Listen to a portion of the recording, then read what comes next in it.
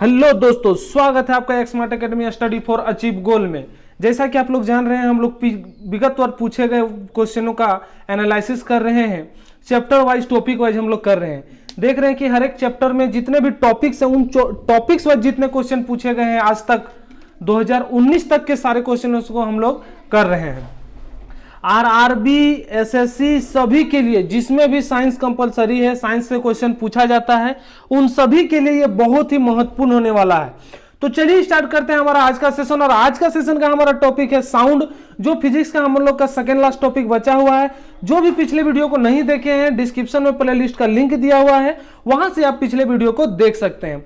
तो ध्वनि का आज टॉपिक है ध्वनि की चाल और सोनार रडार का उपयोग, कि ध्वनि की चाल किस जगह पे कैसी होती है, कितने तापमान पर कैसी होती है, किस पदार्थ पे कैसी होती है, ठोस पे क्या होती है, द्रव पे कैसी होती है, उन सभी के बारे में और उनसे रिलेटेड कुछ न्यूमेरिकल्स हैं, उन सभी का हम लोग प्रयोग, उन सभी का एनालिसिस, उन सभी टॉपिक से पूछे गए क्वेश्चंस का एनालिसिस हर एक तरह से हम लोग करने वाले हैं। और सबसे बेसिक बात हमारे क्लास की है कि हम बहुत ज्यादा एनिमेशन का यूज करते हैं, जिसमें बहुत ही ज्यादा कॉन्सेप्ट क्लियर हो जाता है। तो ध्वनि की चाल और सोनार रडार से हम लोग इतने कुछ पढ़ने वाले हैं कि सोनार का उपयोग क्या है, सोनार का फुल फॉर्म क्या है, रडार क्या है, रडार का उपयोग कैसे किया जाता है, सोनार का उपयोग कैसे किया जाता है, कहां कहां पे किया जाता है, इन सभी के बारे में हम लोग बहुत ही अच्छे तरीके से देखने वाले हैं। तो वीडियो के अंत तक बने रहें।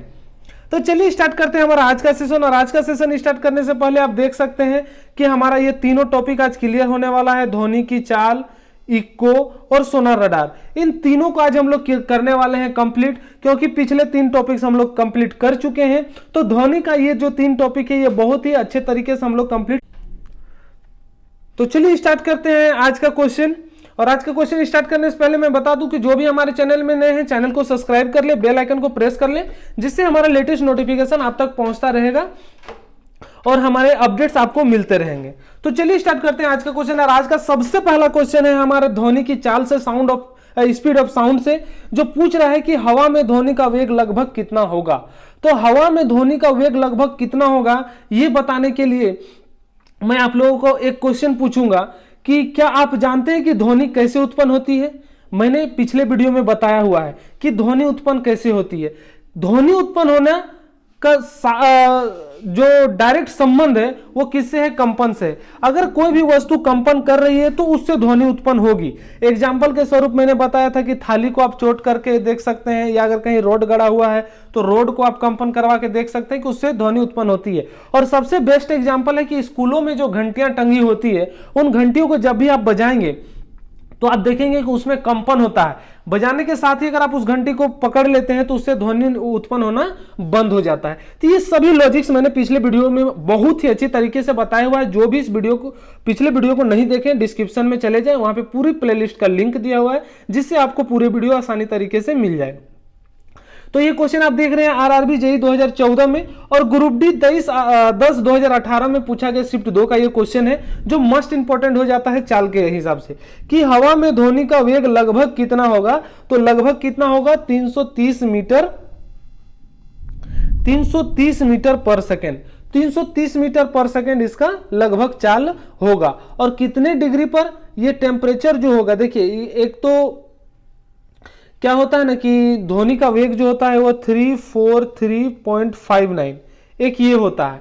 और पूरे फैक्ट्स में मैं बताऊंगा कि कैसे होता है, कितने डिग्री सेल्सियस पे होता है, रूम टेम्परेचर जो बोलते हैं, सामान्य तापमान जिसको बोलते हैं, उस पर कितना होता है, वो सभी मैं बताता चलता हूं। तो चलिए देखते हैं, ये ऑप्शन बी हमारा करेक्ट हो जाएगा। यहां पर ऑप्शन बी 330 मीटर पर सेकेंड, जो लगभग में आपको लगे।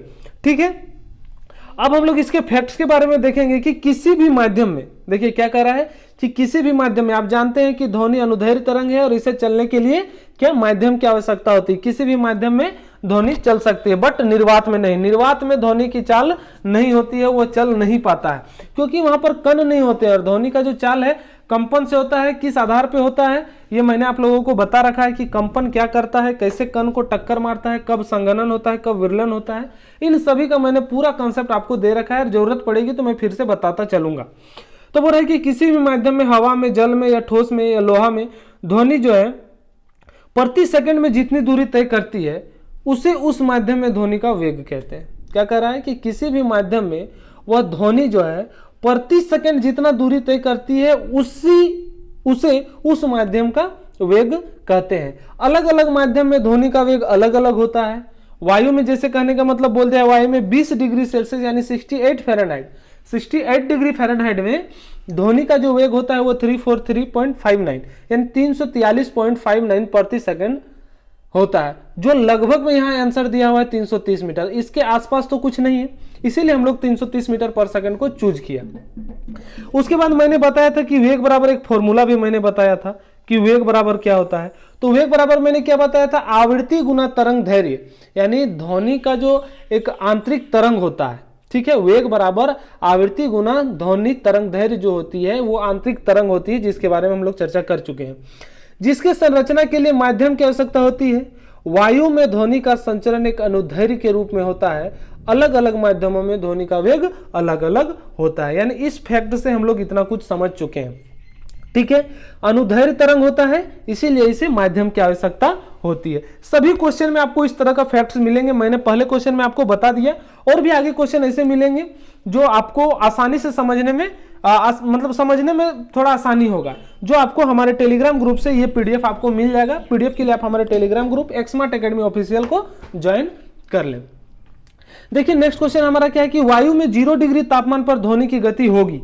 वायु में जो 0 डिग्री तापमान है उस पर ध्वनि की गति क्या होगी, ये चीज पूछा जा रहा है, ठीक है। वायु में 0 डिग्री तापमान पर ध्वनि की गति क्या होगी। तो अभी हम लोगों ने चर्चा की कि वायु में जो तापमान 20 डिग्री पर होती है तो उसकी चाल क्या होती है, 330 के अप्रोक्स में हम लोग 343.59 के जो माने थे 343.59 उसके अप्रोक्स में हम लोग 330 को लगभग में जो क्वेश्चन पूछा था उसको हम लोगों ने अटेम्प्ट किया था। अब यहां पर बोल रहा है कि 0 डिग्री पर अब क्या होगी, वो तो सामान्य तापमान पर था, अब बोल रहा है 0 डिग्री पर कितना होगी। तो मैं आप लोग को बता दूं कि 0 डिग्री पर इसका जो चाल होगा वो कितना होगा, 331 मीटर पर सेकेंड। कि वायु में जो 0 डिग्री तापमान पर ध्वनि की गति होगी वो कितनी होगी, 331 मीटर प्रति सेकेंड। उसके बाद मैं आप लोग को थोड़ा और बता देना चाहूंगी कि नमकीन जल में जो ध्वनि का वेग होता है, नमकीन जल में ध्वनि का वेग 0 डिग्री तापमान पर, 0 डिग्री सेल्सियस तापमान पर ही कितना हो जाती है, आप लोग को सुन के हैरानी होगी, 1533 यानी 1533 मीटर पर सेकेंड होता है। समझ रहे हैं, नमकीन जल में, नमकीन जल में जो 0 डिग्री सेल्सियस पर जो गति करता है वो कितना होता है, 1533 मीटर पर सेकेंड। उसके बाद आता है आसुत जल में, आसुत जल में होता है 1493 यानी 1493 मीटर पर सेकेंड, 1493 मीटर पर सेकेंड होती है। पानी में ध्वनि का वेग जो होता है वो उसके दाब, ताप और लवणता पर निर्भर करता है ना।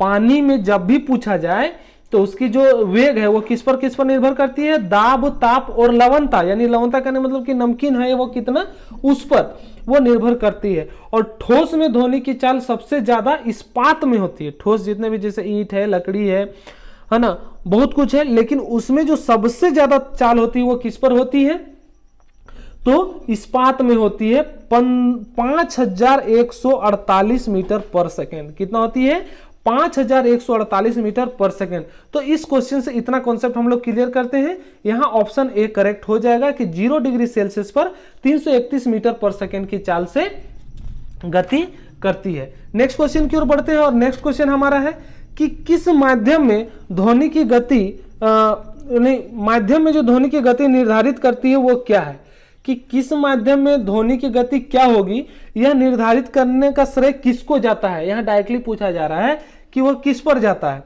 कि उसकी गति क्या होगी। तो माध्यम की प्रकृति पर होगी। यह तो साधारण से कि माध्यम किस प्रकार का है, ठोस है, द्रव है या गैस है, ये उस प्रकृति पर निर्भर करती है कि उसकी गति क्या होगी। कि माध्यम की जो प्रकृति है उस पर निर्भर करती है कि ठोस की गति क्या होगी। ठीक है, ऑप्शन सी यहां पर करेक्ट हो जाएगा। नेक्स्ट क्वेश्चन की ओर बढ़ते हैं कि समुद्री जल में ध्वनि की गति होती है। तो समुद्री जल में ध्वनि की गति क्या होती है, अभी मैंने बताया 1531 यानी 1531 मीटर पर सेकेंड, 1531 मीटर पर सेकेंड, यानी ऑप्शन सी जो होगा वो करेक्ट हो जाएगा कि समुद्री जल में ध्वनि की जो गति होती है वो 1531 मीटर पर सेकेंड होती है। इस बात को याद रखिएगा। इसके बाद जो क्वेश्चन आने वाला है वो बहुत ही भयानक क्वेश्चन है, बहुत ही शानदार क्वेश्चन है। देखिए ये जो क्वेश्चन है वो बहुत बार पूछा गया, बस डिजिट चेंज करके और माध्यम चेंज करके पूछा गया है। आप देख रहे हैं कितनी बार यह क्वेश्चन पूछा जा चुका है। सिर्फ आप इसमें देखेंगे कि ये चेंज होगा और ये चेंज होगा, बट इस प्रकार की क्वेश्चन आपको मिलेगी ही मिलेगी कि 25 डिग्री सेल्सियस तापमान यही रहेगा कि 25 डिग्री सेल्सियस पर विभिन्न माध्यमों में ध्वनि की चाल के बारे में निम्नलिखित में से कौन सा कथन सत्य है। यह फर्स्ट क्वेश्चन जो रहेगा वो हूबहू इस प्रकार ही रहेगा। यहां पर गैस में चेंज रहेगा और यहां पर चाल में चेंज रहेगा और आपको ये क्वेश्चन पूछेगा ही पूछेगा। तो इन सभी का डेट मैंने यहां दे रखा है। ये क्वेश्चन पूछा गया है आरआरबी ग्रुप डी 24/10/2018 में, और बाकी जो आप ये देख रहे हैं ये क्वेश्चन इतने बार पूछे जा चुके हैं, सेम क्वेश्चन, बस यहां पर डिफरेंट और यहां पर डिफरेंट है। तो वो सभी क्वेश्चन मैं पीडीएफ में दे दूंगा। आप यहां से देख रहे हैं कि इस तरह का क्वेश्चन पूछा जाता है। इस तरह का क्वेश्चन के बारे में जानने के लिए आप हमारे पूरे वीडियो को YouTube में देख लें, जिसका लिंक दिया हुआ है, या मेरे चैनल को सब्सक्राइब कर लें। चैनल को सब्सक्राइब करना ना भूलें। मैं आप लोग को इस क्वेश्चन का सॉल्यूशन बताते चल रहा हूं। तो देखिए क्या कह रहा है कि हीलियम गैस में ध्वनि की चाल जो है वो 965 मीटर पर सेकेंड है और हाइड्रोजन गैस में ध्वनि की चाल 1228 मीटर पर सेकेंड है। यह चीज पूछा जा रहा है, ठीक है। अब यहां पर नीचे कथन दिया हुआ है कि इसमें से कौन सही है, इसमें से कौन सही है। ए में बोल रहा है ना तो ए ना ही बी सत्य है, केवल बी सत्य है। सी में बोल रहा है केवल ए सत्य है, और डी में बोल रहा है ए और बी दोनों सत्य है। ये कथन इसी प्रकार से दिए जाते हैं और आपसे पूछे जाते हैं। तो मैं आप लोगों को बता दूं कि हाइड्रोजन में जो ध्वनि की चाल होती है वो होती है 1284 मीटर पर सेकेंड, 1284 मीटर पर सेकेंड, और हीलियम में जो होती है वो 972 मीटर पर सेकेंड, 972 मीटर पर सेकेंड। तो यहां पर बोल रहा है कि कौन सत्य है, कौन सत्य है। तो मैं आप लोग को बता दूं यहां पर सत्य सिर्फ कौन है, तो सत्य सिर्फ है सर केवल बी। कि आप देख रहे हैं हाइड्रोजन में 1284 मीटर पर सेकेंड है और हीलियम में 972 है, तो यहां पर सिर्फ बी सत्य है, यानी ऑप्शन बी जो होगा वो करेक्ट हो जाएगा कि उसमें दिया हुआ है केवल बी सत्य है। तो इस प्रकार के क्वेश्चन को देखने के लिए आप हमारे चैनल को सब्सक्राइब करें। नेक्स्ट क्वेश्चन की ओर बढ़ते हैं। नेक्स्ट क्वेश्चन हमारा है, यदि तापमान बढ़ता है तो ध्वनि की गति। अब पूछ रहा है कि यदि तापमान बढ़ा दिया जाए, यदि तापमान बढ़ता है तो ध्वनि की गति क्या होगी। ध्वनि की गति अनंत हो जाती है, घटती है, शून्य होती है या बढ़ती है। तो तापमान जितना बढ़ेगा मेरे दोस्त, मैं बताना चाहूंगा कि तापमान जितना बढ़ेगा ध्वनि की गति उतनी बढ़ेगी, यानी ऑप्शन डी यहां पर करेक्ट हो जाएगा कि ध्वनि एक यांत्रिक तरंग है, ये आप सभी जानते हैं। इसके संरचना के लिए क्या क्या आवश्यकता होती है, माध्यम की आवश्यकता होती है। इसके संरक्षण के लिए यानी चलन के लिए, एक स्थान से दूसरे स्थान जाने के लिए किसकी आवश्यकता होती है, तो माध्यम की आवश्यकता होती है। निर्वात में ध्वनि कभी भी गति नहीं करती, ये आप भी जानते हैं, मैं भी जानता हूं कि निर्वात में ध्वनि कभी भी गति नहीं करती है। अलग अलग माध्यमों में ध्वनि का जो वेग होता है वो अलग अलग होता है, ये आप भी जानते हैं, मैं भी जानता हूं कि अलग अलग माध्यमों में ध्वनि का जो वेग होता है वो अलग अलग होता है। अगला मैं बता दूं कि तापमान, आर्द्रता का प्रभाव ध्वनि की गति पर पड़ता है। क्या कह रहा हूं, तापमान, आर्द्रता का प्रभाव जो है वो ध्वनि की गति पर पड़ता है। तापमान का ध्वनि के वेग से सीधा संबंध है ना। तापमान का जो संबंध है ध्वनि के साथ कैसा संबंध है, सीधा संबंध है। इसीलिए तापमान जब बढ़ेगा, टेम्परेचर जब बढ़ेगा तो स्पीड साउंड का भी बढ़ेगा, जब तापमान घटेगा तो स्पीड भी साउंड का घटेगा। तो याद रखिएगा, जब तापमान बढ़ता है तो ध्वनि की गति बढ़ती है। नेक्स्ट क्वेश्चन की ओर चलते हैं। नेक्स्ट क्वेश्चन है कि दिए गए तापमान पर ध्वनि की गति अधिकतम होती है। कि कोई भी तापमान दिया गया है तो उन सब में, ये सभी इस्पात है, आप सभी जान रहे हैं ये सभी इस्पात है, ठोस है, तो उसमें से किसमें सबसे अधिक ध्वनि होती है, ये चीज पूछा जा रहा है। तो मैं आप लोग को बता दूं ऑप्शन बी, एल्युमिनियम में जो होता है इसमें चाल अधिक होता है। एक समान तापमान में स्टील, एल्युमिनियम, निकल और आयरन में से सबसे ज्यादा जो ध्वनि की चाल होगी किसमें होगी, एल्युमिनियम में होगी। कि ध्वनि की चाल सभी माध्यम में अलग अलग होती है। तो यहां पर जो होगी, अगर वायु में कह दिया जाए कि 1 डिग्री सेल्सियस ताप बढ़ाने पर ध्वनि की चाल कितना बढ़ती है, 0.61 मीटर पर सेकंड बढ़ जाती है। एल्युमिनियम में 0 डिग्री सेल्सियस पर ध्वनि की चाल क्या होती है आप लोगों को पता है, 6420 मीटर पर सेकंड, 6420 मीटर पर सेकंड। ये युद्ध के माध्यम से मैं बता रहा हूं, थोड़ा सा वेरिएंट होता है, ये आप भी मानिएगा, हम भी मानते हैं, ठीक है, वैल्यू पे थोड़ा वेरिएंट होता है। तो यहां पर क्या हो गया, ऑप्शन बी जो होगा करेक्ट हो जाएगा कि सामान्य तापमान पर ध्वनि की जो चाल है स्टील, एल्युमिनियम, निकल और आयरन में एल्युमिनियम की सबसे अधिक होती है। ठीक है, नेक्स्ट क्वेश्चन की ओर बढ़ते हैं। नेक्स्ट क्वेश्चन है, डैश में ध्वनि की गति सबसे तेज होती है, यानी किसमें ध्वनि की गति सबसे तेज होती है, पानी में, केरोसिन में, स्टील में या वायु में। ये बोल रहा है कि किसमें सबसे अधिक होती है, तो मैं आप लोग को बता दूं कि सर ये ठोस में सबसे अधिक होती है, हमने पहले चर्चा किया है। तो यहां में से ठोस कौन है, option C steel. Option C steel में जो होगा वो ध्वनि के चाल सबसे अधिक होगा। इसमें कुछ इंपॉर्टेंट बताने की आवश्यकता नहीं, आप जानते हैं ये क्वेश्चन आरआरबी ग्रुप डी 2018 में पूछा जा चुका है। नेक्स्ट क्वेश्चन की ओर चलते हैं। नेक्स्ट क्वेश्चन है कि निम्नलिखित में से किस पदार्थ में ध्वनि का वेग सबसे कम होगा। अभी हम लोगों ने पढ़ा सबसे अधिक, अब बोल रहा है सबसे कम क्या होगा। तो मैंने बताया गैस में सबसे कम, द्रव में सबसे ज्यादा गैस की अपेक्षा, और उससे ज्यादा किस में होता है, ठोस में होता है। तो अब बोल रहा है कि सबसे कम किस में होगा, तो मैं आप लोगों को बता दूं सबसे कम किस में होगा, कि ध्वनि की चाल जो है वो सबसे कम किस में होगी, तो वायु में होगी। जल तो द्रव हो गया, इस्पात तो ठोस हो गया, कांच भी ठोस हो गया, तो सबसे कम किस में होगी, वायु में होगी। कि ध्वनि की चाल के माध्यम जो है वो घनत्व के समानुपाती होता है। सर किसके समानुपाती होता है, घनत्व के समानुपाती होता है, जिससे क्या होगा कि इसका चाल जो होगा वो घनत्व पर निर्भर करता है। तो चलिए इसका ऑप्शन क्या हो जाएगा, ऑप्शन डी जो होगा वो करेक्ट हो जाएगा, वायु। ठीक है, नेक्स्ट क्वेश्चन की ओर बढ़ते हैं। नेक्स्ट क्वेश्चन हमारा है कि एक ध्वनि तरंग की आवृत्ति, अब देखिए एक न्यूमेरिकल आप लोग के बीच आ रहा है कि एक ध्वनि तरंग की आवृत्ति जो है वो 50 हर्ट्ज है और इसकी तरंग दैर्घ्य 4 मीटर है, तो ध्वनि तरंग की चाल कितनी होगी। अब इसमें फॉर्मूला आ गया, जो फॉर्मूला मैंने बताया है दोस्त वही फॉर्मूला यहां पर यूज होगा। सर कौन सा फॉर्मूला आपने बताया, तो पिछले वीडियो में जाइए, डिस्क्रिप्शन में लिंक दिया हुआ है, ध्यान से देख लीजिए। मैं फिर से अभी बता देना चाहूंगा कि वो फॉर्मूला क्या है, वेग बराबर आवृत्ति गुना तरंग दैर्घ्य, वेग बराबर आवृत्ति गुना तरंग दैर्घ्य, वेग बराबर आवृत्ति गुना तरंग दैर्घ्य। ये जो है यहां पर क्या होगी, इसकी फॉर्मूला यूज होगी। इसका जो सिंबल है उस सिंबल के आधार पर मैं आप लोग को बता दूं, उसका सिंबल क्या होता है, जो वेग होता है भी, आप एफ या एन यूज कर सकते हैं आवृत्ति के लिए, और लेमडा जो तरंग दैर्घ्य के लिए यूज होता ही होता है। तो ध्यान दीजिएगा, यहां पर चाल पूछा है यानी भी पूछा है, आवृत्ति आपको दे दिया है और तरंग दैर्घ्य आपको दे दिया है, बस आपको पुट करना है और वैल्यू फाइंड आउट करना है। तरंग दैर्घ्य दे दिया है 50 और आवृत्ति दे दिया है 50 और तरंग दैर्घ्य दे दिया है कितना 4, और भी हमको निकालना है, तो भी क्या हो गया सर 200 मीटर पर सेकेंड। इस तरीके से आप सारे क्वेश्चन को सॉल्व कर सकते हैं। तो ऐसे ही क्वेश्चन का संग्रह देखने के लिए आप हमारे चैनल को सब्सक्राइब कर लें, यानी ऑप्शन जो होगा यहां पर ए करेक्ट हो जाएगा, 200 मीटर पर सेकेंड, 200 मीटर पर सेकेंड। ठीक है, नेक्स्ट क्वेश्चन की ओर बढ़ते हैं। नेक्स्ट क्वेश्चन, और ये आखिरी क्वेश्चन हमारा होगा स्पीड ऑफ साउंड का।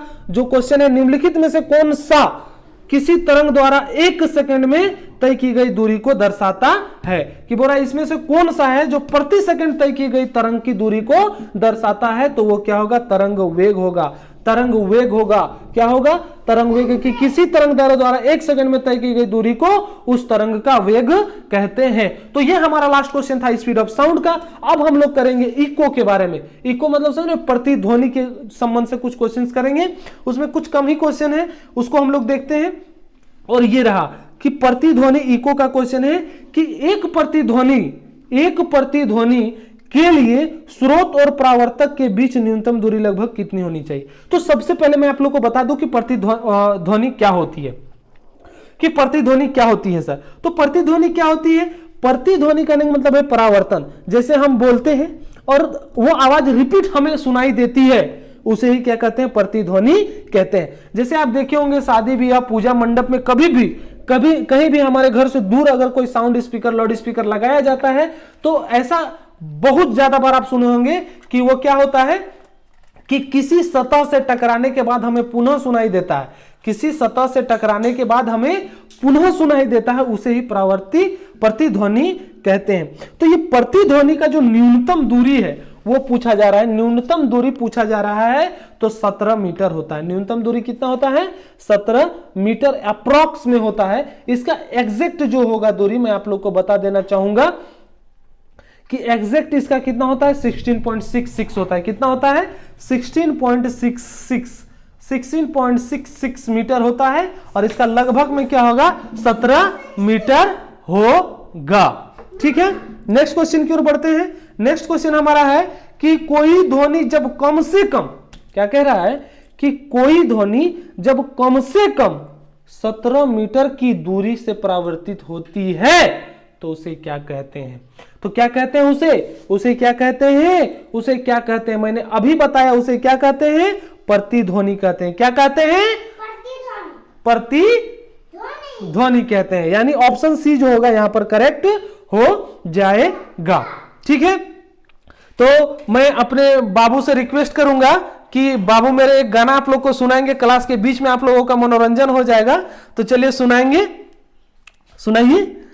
तेरे नैना मेरे नैनों से मीठी मीठी मीठी मीठी मीठी बातें करते हैं। चलिए, ये हमारे भांजा जी हैं जिसे गाने का बहुत शौक है। मैं आप लोग के बीच इसलिए लेके आया और फिर इसी तरह से लेके आता रहूंगा। जो ये गाना सुना है, तेरे नैना मेरे नैनों से मीठी मीठी मीठी मीठी मीठी बातें करते हैं। तो चलिए नेक्स्ट क्वेश्चन की ओर चलते हैं। नेक्स्ट क्वेश्चन हमारा है, प्रतिध्वनि को कम करने के लिए, प्रतिध्वनि को कम करने के लिए जो ऑडिटोरियम की छतों और दीवारों को किससे ढका जाता है? प्रतिध्वनि जो, जैसे ऑडिटोरियम है, ठीक है, ऑडिटोरियम की छत जो होती है वो पूरा खाली होती है, ध्वनि कहीं से एब्जॉर्ब नहीं होता है, तो टकराने के बाद वहां से परावर्तित हो जाती है। तो उसी परावर्तित को, उसी प्रतिध्वनि को उत्पन्न होने से रोकने के लिए या कम करने के लिए जो है उसके दीवारों को किस चीज से ढका जाता है? तो उसे ढका जाता है फाइबर बोर्ड से। किससे ढका जाता है? फाइबर बोर्ड से। यानी ऑप्शन बी जो होगा वो करेक्ट होगा कि फाइबर बोर्ड से उसकी छतों को ढका जाता है। ये किस प्रकार का होता है कि फाइबर बोर्ड एक प्रकार का लकड़ी का उत्पाद होता है जो लकड़ी के फाइबर से बना होता है, उसी से इसे ढका जाता है, जिससे क्या होता है ऑडिटोरियम में जो उत्पन्न प्रतिध्वनि है उसे कम किया जाता है। नेक्स्ट क्वेश्चन की ओर बढ़ते हैं। नेक्स्ट क्वेश्चन हमारा है कि लगातार या एकाधिक के कारण प्रतिध्वनियों को एक से अधिक बार सुना जा सकता है। कैसे? लगातार या एकाधिक किस कारण से प्रतिध्वनियों को एक से अधिक बार सुना जा सकता है? तो वो क्या है? परावर्तन है। परावर्तन के कारण, और मैं आप लोगों को ये इंपॉर्टेंट क्वेश्चन बता देना चाहूंगा, फिर से एक बार रिपीट कर देना चाहूंगा। तो चलिए, लगातार या एकाधिक के कारण प्रतिध्वनि को एक से अधिक बार सुना जा सकता है। ये क्वेश्चन बहुत ही इंपॉर्टेंट है। देख रहे हैं कि ये आरआरबी ग्रुप डी 22/9/2018 और एएलपी 21/8/2018 शिफ्ट 3 में पूछा जा चुका ये क्वेश्चन है। और ये बोल रहा है कि प्रतिध्वनि को हम कैसे बार बार सुन पाते हैं, लगातार कैसे सुन पाते हैं, इस बारे में बता रहा है। तो ये कैसे संभव हो पाता है? परावर्तन के द्वारा। परावर्तन के द्वारा यह संभव हो पाता है। प्रतिध्वनि कैसे उत्पन्न होता है, इस पूरे के बारे में जानकारी के लिए आप हमारे वीडियो को सब्सक्राइब करें, चैनल को सब्सक्राइब करें और वीडियो को लाइक करें। ठीक है, तो मैंने इसके बारे में आप लोग को पिछले वीडियो में बता चुका हूं कि परावर्तन के द्वारा प्रतिध्वनि उत्पन्न होती है और इसी के माध्यम से एक या एक से अधिक बार इसे सुन सकते हैं। नेक्स्ट क्वेश्चन की ओर चलते हैं और नेक्स्ट क्वेश्चन हमारा है, मानव मस्तिष्क में ध्वनि की जो अनुगुंज है, मानव मस्तिष्क में ध्वनि की जो अनुगुंज है कितने देर तक कायम रहती है? अब देखिए, इस बात को मैं आप लोग को बता देना चाहूंगा और मैंने बताया भी है कि कैसे मस्तिष्क तक पहुंचता है। मैंने एनिमेशन के माध्यम से बताया है कि कैसे मस्तिष्क तक पहुंचती है। तो जो भी वीडियो को नहीं देखे हैं, डिस्क्रिप्शन में प्लेलिस्ट का लिंक दिया हुआ है, वो वीडियो को देखें और उससे अपना जानकारी ग्रहण करें कि मस्तिष्क तक किसी भी आवाज को, कोई भी आवाज देता है तो हम समझ जाते हैं कि कौन हमें आवाज दे रहा है। लाउड स्पीकर में बज रहे गाने और उसमें जो इक्विपमेंट बजाए जाते हैं, उसके बावजूद भी हम सिंगर की आवाज को पहचान लेते हैं कि वो कौन सिंगर गा रहा है। हिमेश रेशमिया, सोनू निगम, कौन सिंगर गा रहा है, इसको हम लोग जान जाते हैं। कैसे जान पाते हैं? ये मस्तिष्क के माध्यम से। ये मस्तिष्क के माध्यम से, क्योंकि मस्तिष्क पे वो आवाज रिकॉर्डेड है, मस्तिष्क पे वो आवाज फिक्स्ड है और हम लोग जान जाते हैं। तो कोई भी जो साउंड है वो सबसे पहले कहां पर जाती है? मस्तिष्क में जाती है। तो वही चीज यहां पूछा जा रहा है कि मस्तिष्क में वह कितने देर तक रहती है? तो मैं बता दूंगा 0.1 सेकेंड तक रहती है। कि मानव मस्तिष्क में ध्वनि की जो अनुगुंज रहती है वो कितने देर तक कायम रहती है? 0.1 सेकेंड। 0.1 सेकेंड तक यह कायम रहती है। ऑप्शन सी जो होगा वो करेक्ट हो जाएगा। नेक्स्ट क्वेश्चन है कि एक ध्वनि ने चट्टान के पास ताली बजाई। एक व्यक्ति ने चट्टान के पास ताली बजाई और उसे 4 सेकंड बाद गूंज सुनाई दी। ठीक है, क्या कह रहा है ध्यान दीजिएगा। चट्टान के पास ताली बजाई, देख रहे हैं कैसे ताली बज रहा है, और उसे 4 सेकंड बाद गूंज सुनाई दी, तो व्यक्ति से चट्टान की दूरी क्या है। अब देखिए यहां पर भी एक फॉर्मूला लगेगा। व्यक्ति से चट्टान की दूरी पूछ रहा है और ध्वनि की गति दे दिया है कितना, 346 मीटर पर सेकंड की ध्वनि का वेग दे दिया है और उसे 4 सेकंड के बाद सुनाई देता है, तो उसकी दूरी क्या है सर। तो सबसे पहले ध्वनि की गति दे दिया है, भी दे दिया है। अब हमें चाहिए क्या, समय चाहिए, तो समय भी दे दिया है 4 सेकंड, और ध्वनि को चट्टान तक। देखिए अब एक बात है, मैं एक बात आपको बता दूं कि जैसे यहां पर ताली बजाया और यहां पर चट्टान है, तो सबसे पहले क्या हुआ कि ध्वनि यहां से यहां गया और यहां से फिर यहां आया, यानी गया और आया, 2 बार यह दूरी तय किया। कितनी सेकंड में, 4 सेकंड में। 4 सेकंड में यह 2 बार दूरी तय किया कि गया भी और आया भी, गया भी और आया भी। इसीलिए हम लोग टाइम को कितना लेंगे पता है, 2 सेकंड लेंगे। टाइम को आधा लेंगे, 4/2 लेंगे, क्योंकि इस पे 2 दूरी, गया भी और आया भी। तब तो हम सुने गया, तब वहां टकराया, और हम सुने कब, जब वहां से फिर वापस आए, यानी 2 बार तय किया, तो हम लोग यहां 2 सेकंड लेंगे। समय क्या लेंगे, 2 सेकंड लेंगे। चाल क्या है, 346 है। तो आप जानते हैं चाल, दूरी और समय का संबंध क्या है, चाल बराबर दूरी बटा समय, और दूरी बराबर चाल गुना समय। तो दूरी हमको पूछ रहा है, तो दूरी बराबर क्या हो जाएगा, चाल गुना समय। चाल है 346 और समय क्या है, 2 सेकंड। समय क्या है, 2 सेकंड। तो यहां पर जो तय की गई दूरी होगा 692, यानी ऑप्शन सी जो होगा करेक्ट होगा, 692 मीटर पर सेकंड, 692 मीटर पर सेकंड। ठीक है, नेक्स्ट क्वेश्चन की तरफ बढ़ते हैं। नेक्स्ट क्वेश्चन है कि इकोकार्डियोग्राम। अब यहां पर देखिए एक चिकित्सक यूज के लिए इकोकार्डियोग्राम। अब यहां पर हम लोग क्या पढ़ रहे हैं पता है आपको, सोनार और रडार के बारे में पढ़ रहे हैं। क्या पढ़ रहे हैं, सोनार और रडार के बारे में। इसमें 6-7 क्वेश्चन है, हम लोग फटाफट इसको कंप्लीट कर लेते हैं कि इकोकार्डियोग्राम अधिक नजदीकी से किससे संबंधित है। अधिक नजदीकी, देखिए संबंधित तो कुछ ना कुछ सबसे, लेकिन सबसे अधिक किससे है, तो इससे मैं बता दूं डॉपलर इफेक्ट। किससे है, डॉपलर इफेक्ट से है।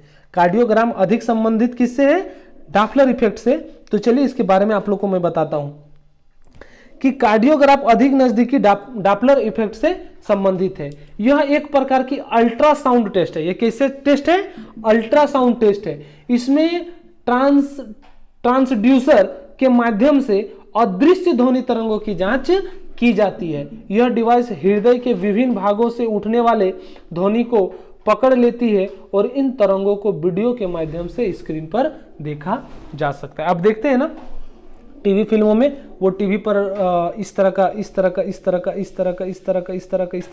चल रहा है। अगर वो सीधा चले तो उसका कहानी प्लेन, और अगर इस तरह से चल रहा है तो वो ठीक है। तो इसी को यूज किया जाता है कार्डियोग्राफी सिस्टम से, जो डॉपलर इफेक्ट पर संबंधित है। ठीक है, नेक्स्ट क्वेश्चन की ओर बढ़ते हैं। नेक्स्ट क्वेश्चन है कि सोनार का पूरा नाम क्या है। अब सोनार का फुल फॉर्म क्या होगा, ये चीज पूछ रहा है। तो सोनार का फुल फॉर्म क्या होता है मैं बता दूं, साउंड नेविगेशन एंड रेंगिंग। क्या है, साउंड नेविगेशन एंड रेंगिंग, यानी ऑप्शन सी जो होगा वो करेक्ट हो जाएगा, साउंड नेविगेशन एंड रेंगिंग। और ध्यान दीजिएगा ये क्वेश्चन 2 बार पूछा जा चुका है। कितने बार पूछा जा चुका है, 2 बार। आरआरबी ग्रुप डी के द्वारा भी और एनटीपीसी के द्वारा भी। सोनार का पूरा नाम क्या है, साउंड नेविगेशन एंड रेंगिंग। ठीक है, नेक्स्ट क्वेश्चन की ओर बढ़ते हैं। नेक्स्ट क्वेश्चन है कि निम्नलिखित में से किसे सोनार की मदद से मापा जा सकता है। अब बोल रहा है कि सोनार की मदद से किसे मापा जा सकता है, हवाई जहाज की दूरी को, जंगल में जानवर द्वारा उत्पन्न ध्वनि, वायु की ध्वनि पिच, या ध्वनि के अंदर मौजूद वस्तुओं की दूरी, दिशा और गति। तो मैं आप लोगों को बता दूं ये पानी में ज्यादातर यूज होता है, शिप यार्ड में यूज होता है, कि शिप यूज करते हैं कि अपने आगे चट्टान या कोई भी चीज का पता लगाने के लिए ये सोनार का उपयोग किया जाता है। यानी डी जो होगा ऑप्शन करेक्ट होगा कि पानी के अंदर मौजूद वस्तुओं की दूरी, दिशा और गति को ज्ञात करने के लिए सोनार का उपयोग किया जाता है। अब चलिए रडार से रिलेटेड कुछ क्वेश्चन कर लेते हैं कि शब्द रडार किससे व्युत्पन्न है, यानी व्युत्पन्न किससे है, रडार का फुल फॉर्म क्या है। देखिए क्वेश्चन फंसाने के लिए, और ये भी 2 बार पूछा जा चुका है, एनटीपीसी में भी और जेई में भी। देखिए ये सब क्वेश्चन है, चुनिंदा क्वेश्चन है। सोनार रडार से मैंने 6 ही क्वेश्चन चुना है, 6 ही क्वेश्चन पूछा ही जा चुका है बार बार। चुना क्या, मैंने ये कंटेंट पीवाईक्यू यानी प्रीवियस ईयर से ही चुना है, प्रीवियस ईयर से ही क्वेश्चन सारे मैं बता रहा हूं। तो देख लीजिए ये 2 क्वेश्चन 2 बार पूछा जा चुका है। तो रडार का फुल फॉर्म क्या है, तो रडार का फुल फॉर्म है radio detection and ranging, radio detection and ranging, यानी ऑप्शन डी जो होगा वो करेक्ट हो जाएगा, रेडियो डिटेक्शन एंड रेंगिंग कि रडार का जो विस्तृत रूप है। और मैं बता दूं इसका आविष्कार 1922 में टेलर एवं लियो यंग ने किया था, टेलर एवं लियो यंग ने किया था। देखिए मैंने यहाँ दे रखा है, आप इसे अगर पढ़ना चाहते हैं तो पीडीएफ डाउनलोड कर लें हमारे टेलीग्राम ग्रुप से। देखिए ये क्वेश्चन है कि एक सोनार में मौजूद मुख्य उपकरण क्या है जिसका उपयोग पानी के नीचे मौजूद की गई दूरी, दिशा और गति का पता लगाने के लिए किया जाता है। अब सोनार जो है वह कैसा उपकरण है, क्या है जो इसका उपयोग पानी में मौजूद दूरी, दिशा और गति का पता लगाने के लिए किया जाता है। और ये हमारा आज का लास्ट क्वेश्चन है। तो मैं आप लोग को बता दूं कि इसके लिए तो सी ट्रांसमीटर और डिटेक्टर, ट्रांसमीटर और डिटेक्टर, एक सोनार में मौजूद मुख्य उपकरण ट्रांसमीटर और डिटेक्टर जिसका उपयोग पानी के नीचे मौजूद की दूरी, दिशा और गति का पता लगाने के लिए किया जाता है। तो ये हमारा आज सेशन का लास्ट क्वेश्चन था। जो भी हमारे चैनल में नए हैं चैनल को सब्सक्राइब कर ले, बेल आइकन को प्रेस कर ले और लाइक करना ना भूले। अगर वीडियो आपको अच्छा लगा है तो लाइक जरूर करें, ठीक है। तो ये हमारा आज का सेशन जिसमें हमारा ध्वनि समाप्त हो गया। तो चैनल को सब्सक्राइब करें और घंटी बजाना ना भूलें। क्यों? क्योंकि लेटेस्ट अपडेट्स आप तक पहुंचता रहेगा। और लाइक जरूर करें, लाइक जरूर करें। और पीडीएफ के लिए टेलीग्राम ग्रुप में जुड़ना ना भूलें, एक्समार्ट ऑफिशियल आप टेलीग्राम पे सर्च कर सकते हैं। फेसबुक पेज को फॉलो कर ले, वहां पर प्रीवियस ईयर का क्वेश्चन अपलोडेड है जिससे आपको क्विक रिवीजन या बहुत अच्छा आसानी तरीके से सारे क्वेश्चन एक जगह आपको मिल जाएंगे। तो वीडियो को जरूर से जरूर लाइक करें, सब्सक्राइब करें, कमेंट करके जरूर बताएं और ज्यादा से ज्यादा शेयर करें। Thank you, welcome. मामा खेले क्या?